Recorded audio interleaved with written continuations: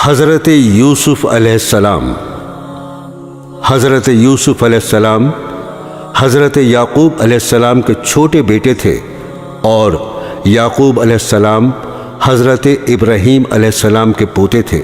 اس طرح حضرت یوسف علیہ السلام حضرت ابراہیم علیہ السلام کے پڑ پوتے ہوئے۔ حضرت یعقوب علیہ السلام کے 12 بیٹے تھے اور حضرت یوسف علیہ السلام سب سے چھوٹے تھے، بہت خوبصورت تھے، باپ ان کو بہت چاہتے تھے۔ حضرت یوسف علیہ السلام نے ایک خواب میں دیکھا کہ 11 ستارے اور چاند اور سورج مجھے سجدہ کر رہے ہیں۔ انہوں نے یہ خواب اپنے باپ کو بتایا۔ باپ نے حضرت یوسف علیہ السلام کو منع کر دیا کہ یہ خواب اپنے سوتیلے بھائیوں کو نہ بتائیں۔ حضرت یوسف علیہ السلام کے سوتیلے بھائیوں نے مل کر مشورہ کیا کہ ہمارے ابا جان یوسف علیہ السلام کو بہت چاہتے ہیں اور ہم کو اتنا نہیں چاہتے، اس لیے یوسف علیہ السلام کو جان سے مار دیا جائے۔ لیکن ان میں سے ایک نے کہا کہ جان سے مت مارو، بلکہ یوسف کو ایسے کنویں میں پھینک دو جس میں پانی نہ ہو۔ سب نے مل کر یہ بات طے کر لی۔ جس کنویں میں حضرت یوسف علیہ السلام کو پھینکا تھا اس کے قریب یہ قافلہ آیا اور انہوں نے پانی نکالنے کے لیے ڈول کنویں میں ڈالا تو دیکھا کہ خوبصورت لڑکا کنویں میں ہے۔ ان کو باہر نکال لیا گیا اور جب قافلہ مصر پہنچا تو وہاں پر مصر کے بادشاہ نے ان قافلے والوں کو تھوڑی قیمت دے کر خرید لیا اور اپنی بیوی زلیخا سے کہا کہ اس کو پالو، ہو سکتا ہے ہم اس کو اپنا بیٹا بنا لیں۔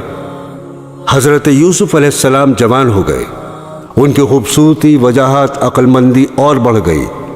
زلیخا عزیز مصر کی بیوی ان پر فریفتہ ہو گئی اور ان کو ان کے نفس کی جانب سے پھسلانے لگی۔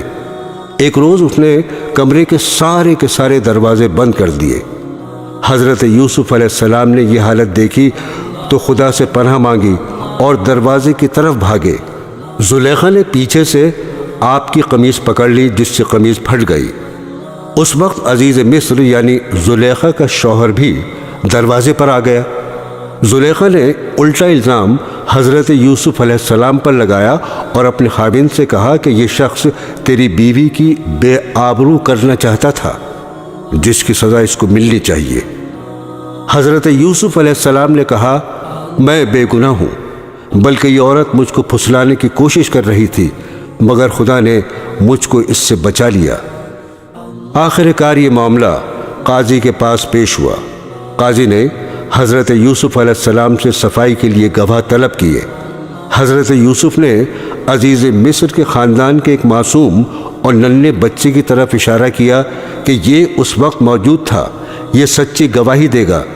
ننھے بچے نے کہا کہ اگر قمیض آگے سے پھٹی ہے تو یوسف مجرم ہیں اور اگر پیچھے سے پھٹی ہے تو یوسف سچے ہیں اور زلیخا جھوٹی ہے۔ جب حضرت یوسف کا کرتا دیکھا گیا تو وہ پیچھے سے پھٹا ہوا تھا۔ عزیز مصر نے حضرت یوسف سے کہا اس بات کو جانے دو، اور زلیخا سے کہا تو معافی مانگ، حقیقت میں تو ہی قصوروار ہے۔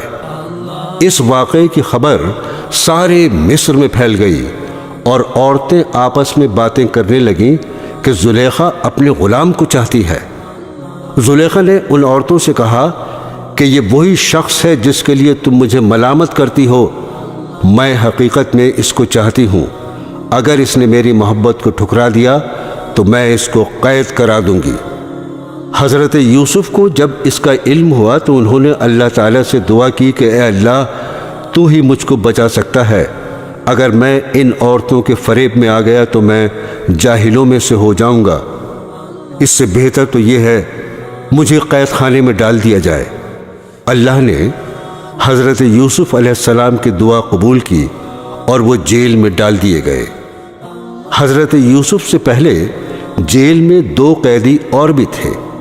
ایک دن یہ دونوں قیدی حضرت یوسف کے پاس آئے اور انہوں نے کہا ہم نے ایک عجیب خواب دیکھا ہے۔ ساقی نے کہا میں نے دیکھا ہے کہ بادشاہ کو انگور کی شراب پلا رہا ہوں۔ باورچی نے کہا میں نے دیکھا کہ میرے سر پر روٹیاں ہیں اور پرندے ان کو نوچ نوچ کر کھا رہے ہیں۔ یہ خواب بیان کرنے کے بعد انہوں نے حضرت یوسف علیہ السلام سے اس کی تعبیر پوچھی۔ حضرت یوسف علیہ السلام نے بتایا کہ ساقی تو جیل سے چھوٹ جائے گا اور پھر بادشاہ کی ملازمت میں جا کر اس کو شراب پلائے گا اور باورچی کو سولی پر چڑھا دیا جائے گا اور اس کی لاش کو جانور کھائیں گے۔ ایسا ہی ہوا۔ اللہ تعالیٰ نے ساقی کو رہا کرا دیا اور باورچی کو سولی ہو گئی۔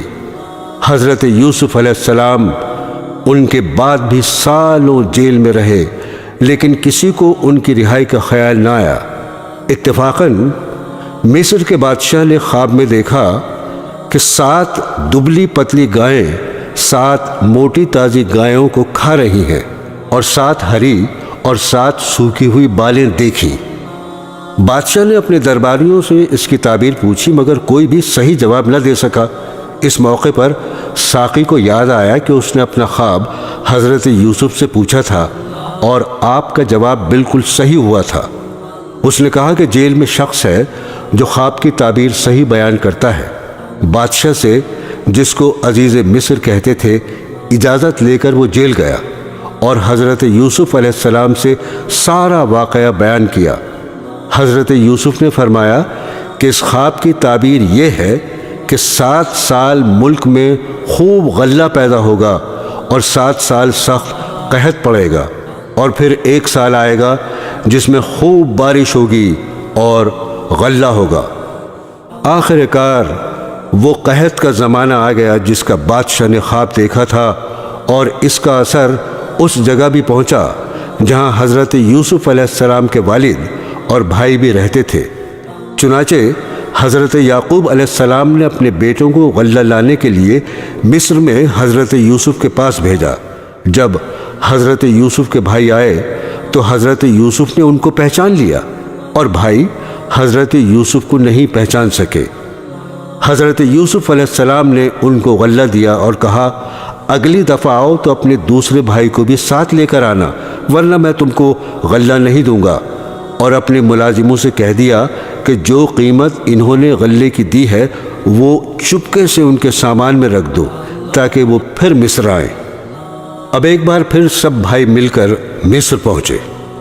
حضرت یوسف علیہ السلام سے گھر والوں کی بری حالت بیان کی اور کہا، ہم اپنے ساتھ بہت تھوڑا سامان لائے ہیں مگر چاہتے ہیں کہ آپ پورا غلہ دیں۔ حضرت یوسف نے اپنے گھر کا یہ حال سنا تو بے تاب ہو گئے، ان سے رہا نہ گیا اور انہوں نے اپنے بھائیوں سے کہا، تم جانتے ہو کہ تم نے یوسف اور اس کے بھائی کے ساتھ کیا کیا ہے؟ بھائیوں نے نہایت تعجب اور حیرانی کے ساتھ پوچھا کہ کہیں آپ ہی تو یوسف نہیں؟ آپ نے فرمایا، ہاں میں ہی یوسف ہوں اور یہ میرا بھائی ہے۔ اللہ نے ہم پر بڑا احسان کیا۔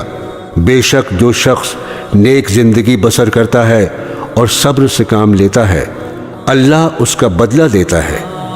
جب تمام بھائیوں کو یقین ہو گیا کہ جس کے دربار میں ہم اس وقت کھڑے ہیں ہمارے بھائی یوسف ہیں، تو سب نے مل کر اپنے گناہوں کا اقرار کیا۔ آپ نے فرمایا، تم کوئی فکر نہ کرو، تم پر کوئی الزام نہیں، اللہ تمام گناہوں کو معاف کرے گا، وہی سب سے زیادہ رحم کرنے والا ہے۔ جاؤ، میرا کرتا میرے باپ کے چہرے پر ڈال دو، ان کی بینائی لوٹ آئے گی اور پھر سب کو یہاں لے آؤ۔ ادھر قافلہ مصر سے روانہ ہوا اور ادھر حضرت یعقوب علیہ السلام نے اپنے گھر والوں کو یہ خوشخبری دی کہ مجھے یوسف کی بو آ رہی ہے۔ انہوں نے سنا تو کہا، تمہارے سر پر ایک ہی خبط سوار ہے۔ آخر کار قافلہ آ گیا۔ حضرت یوسف کا کرتا ان کے سامنے رکھ کر تمام حالات سنائے تو انہوں نے گھر والوں سے کہا، دیکھو میں نے تم سے نہیں کہا تھا۔ آخر سب بیٹوں نے مل کر آپ سے گناہوں کی معافی مانگی اور مصر کو چل دیے۔ حضرت یوسف علیہ السلام سے ملاقات ہوئی تو انہوں نے ماں باپ کو اپنے پاس ٹھہرایا اور کہا، خدا چاہے تو مصر میں امن اور آرام کے ساتھ رہیں۔ پھر ان کو اپنے ساتھ تخت پر بٹھایا۔ سب کے سب بھائی شاہی آداب بجا لائے۔ آپ نے فرمایا، یہ میرے خواب کی تعبیر ہے۔ اللہ نے اس کو سچ کر دکھایا۔ اس نے مجھ پر بڑا احسان کیا جو مجھے قید سے چھڑایا، اور شیطان نے جو فساد میرے اور میرے بھائیوں کے درمیان ڈال دیا تھا، آپ سب کو دیہات و بیابان سے یہاں لے آیا۔ بے شک میرا رب خیر کی حکمت جانتا ہے۔ غرض ایک عرصے تک حضرت یوسف علیہ السلام اللہ کے بتائے ہوئے قانون کے مطابق مصر میں حکومت کرتے رہے، لوگوں کو اللہ کی طرف بلاتے رہے، برائیوں سے روکتے رہے، بھلائیوں کو پھیلاتے رہے، ملک مصر کو اچھائیوں سے بھر دیا، اور بالآخر اللہ کے پاس چلے گئے، یعنی آپ کی وفات ہو گئی اور آپ مصر میں دفن ہیں۔